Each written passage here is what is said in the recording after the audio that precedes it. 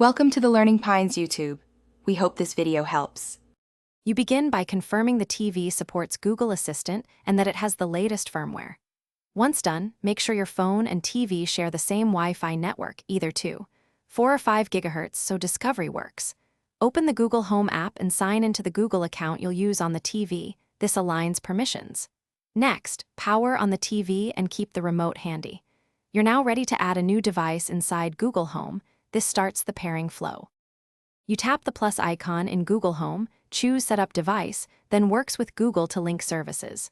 Once there, search for Samsung Smart Things and sign in with your Samsung account to grant access. This connects the TV.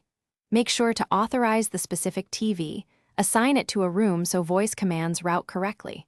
After authorization, Google Home will detect the TV and add it as a controllable device.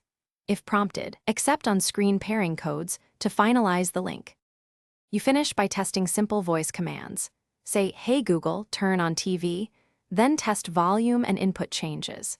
If commands fail, make sure the TV and Google Home are on the same network, check that the Samsung SmartThings link is active, and confirm the TV firmware and microphone are enabled. When problems persist, restart the TV and your Google Home speaker, then reauthorize the device in SmartThings. This often clears token or discovery issues and restores voice control quickly. Thanks for watching. Consider subscribing if we helped you.